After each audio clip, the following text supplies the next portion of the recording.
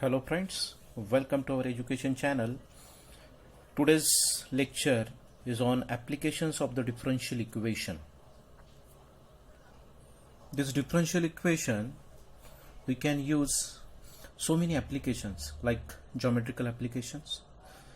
In geometrical application we can use the differential equation for find out the tangent, normal, find out the equation of the curve. Also rectilinear motion. We can use this differential equation for finding out the distance, velocity. In application of electric current, we can find out the current by using this differential equation. So here we have discussed only three, but there are a lot of applications of this differential equation. So let us try to solve the problems on the applications. So here we will discuss the rectilinear motion under the constant acceleration and the variable acceleration. So let us try to discuss rectilinear motion. If the particle moving in a straight line, then the motion of particle is known as the rectilinear motion. Then there are two cases: the rectilinear motion with constant acceleration and variable acceleration. So in this video we will try to solve the example of the constant acceleration also and variable acceleration. So for the uniform or constant acceleration motion, we have three equations of the motion. This motion chapter we are learning from the 6th standard. So first is V is equal to U plus AT, where V is the final velocity, U is the initial velocity, A acceleration and T time in second. Our second equation of motion is S is equal to UT plus 1/2 AT square, where S is the distance or displacement, U initial velocity, T time, A acceleration and T is time. Then third equation of motion is V square is equal to U square plus 2AS. So final velocity square is equal to initial velocity square plus 2 into acceleration into displacement. If the body is falling freely under the gravity, then this A will replace by G.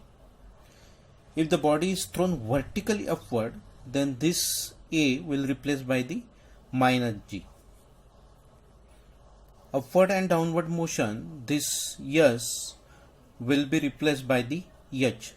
So it becomes H is equal to UT plus 1/2 GT square, and this V square is equal to U square plus 2GH. So let us do one example on the basis of this constant acceleration. The example is: a body is released from a height of 500 meter. Find the time taken by the body to reach the ground. Take G is equal to 9.81 meter per second square. So here the body is released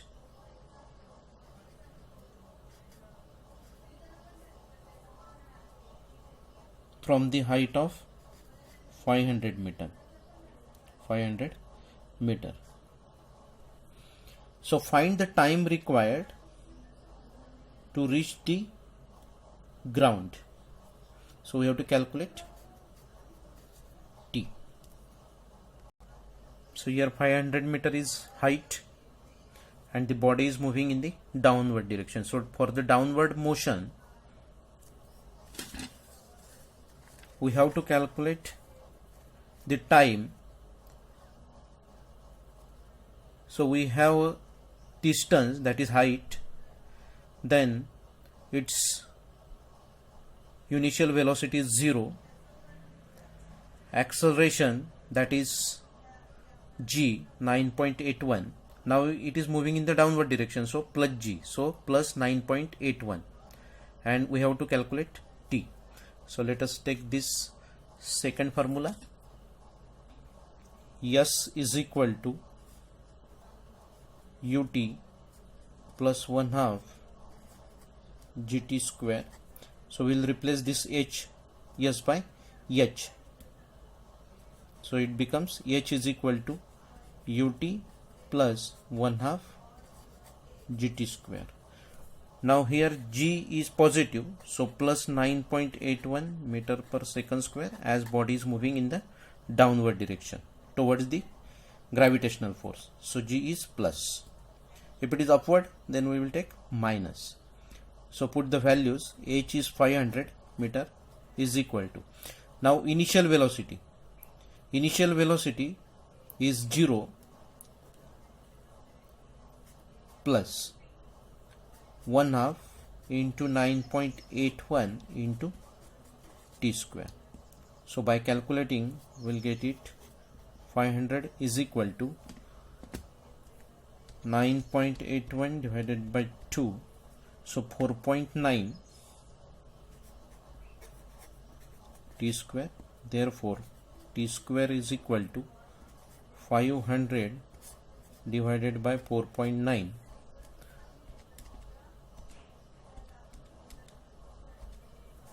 So it is t square equal to 102.04.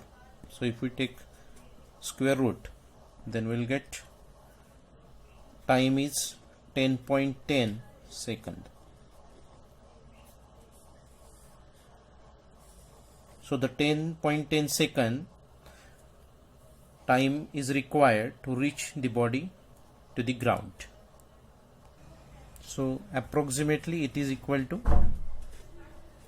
10 seconds. So second example is velocity of particle is given by v is equal to t square minus 6t plus 7. Find the distance covered in 3 seconds. This example of variable acceleration motion. So in this example, we have a velocity and we have to calculate the distance. That means in the reverse direction. So we'll use the integration. So let us try to solve. So given velocity is v is equal to t square minus 6t plus 7. So velocity means the rate of change of displacement with respect to time. So v is equal to ds upon dt. So put here v is ds upon dt is equal to t square minus 6t plus 7. We'll get ds is equal to t square minus 6t plus 7 into dt. So we'll get the variable separation form, that is the separate variables. So now integrate this. So by integrating, integration ds is equal to integration of t square minus 6t plus 7 dt. So integration ds is equal to, now separate this integration. So integration t square dt minus integration 60 dt plus integration 7 dt. So you can write this. So integration ds is equal to integration t square dt. Now 6 is constant, so minus 6 integration t dt plus 7 integration dt.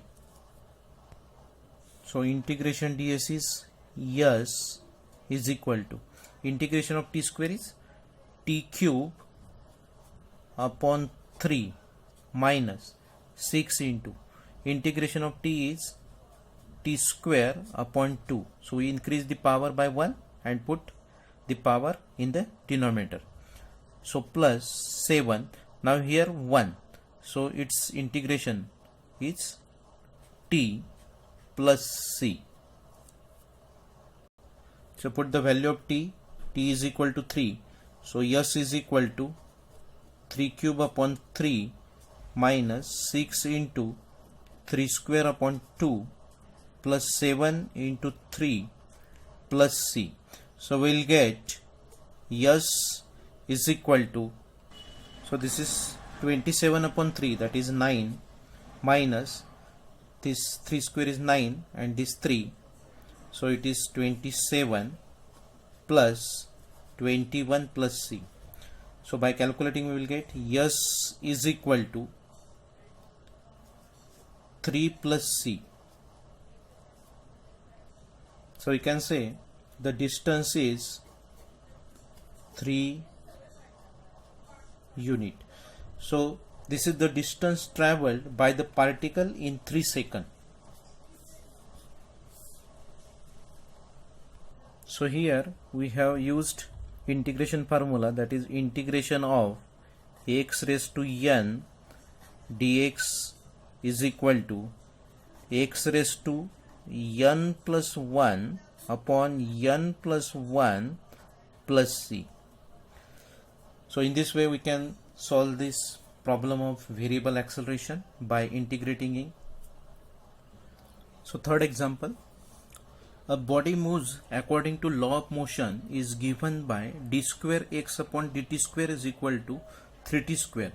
Find its velocity at t is equal to 1 and v is equal to 2. So let us understand the problem. So what is d square x upon dt square? Now we have three terms: displacement, velocity and acceleration. Now this displacement means the distance traveled by the body with time t. This v means rate of change of displacement with respect to time, and a means rate of change of velocity with respect to time.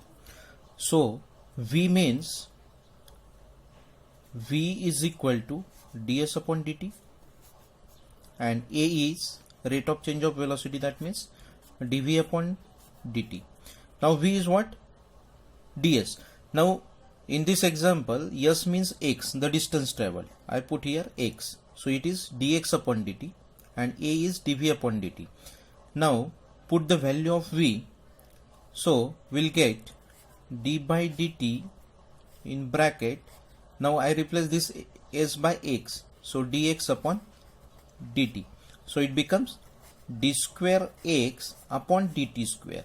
That means this is the equation of the acceleration, and we have to calculate velocity. That means in the reverse direction. So we will integrate it. If we integrate acceleration, we will get the velocity. If we require displacement, then we integrate 2 times. This acceleration equation integrate 2 times, we will get the displacement. So let us try to solve this example. So we have acceleration,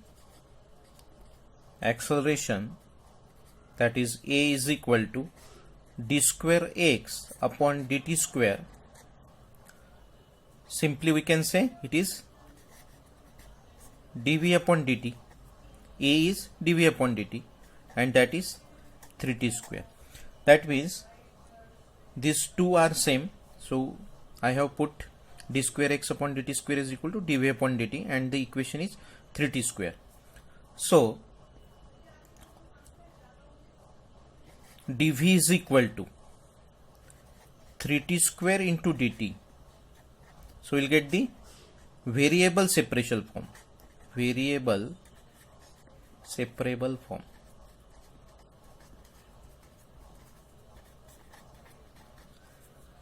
Now integrate. Integration dv is equal to integration 3t square into dt. So it is integration dv is equal to 3 integration t square dt. So its integration is v is equal to 3. So integration t square is increase the power by 1 and put under the at the denominator. So it is d cube upon 3 plus c, because it is indefinite integration, so plus c. But here we have to calculate velocity at time is equal to 1 and v is equal to 2. So given is v is equal to 2 and t is equal to 1. So put this value in this equation, we'll get 2 is equal to 1 cube plus c. That means c is equal to 2 minus 1 is equal to 1. So c value is 1. Put here. So we'll get the v. V is equal to t cube plus 1. So this is the velocity at t is equal to 1 and v is equal to 2. In this way we can use differential equation for different applications. This example always ask in question number 5 C for the 6 marks. So practice for the application of differential equation. Here I have given 3 questions which already asked in the examination.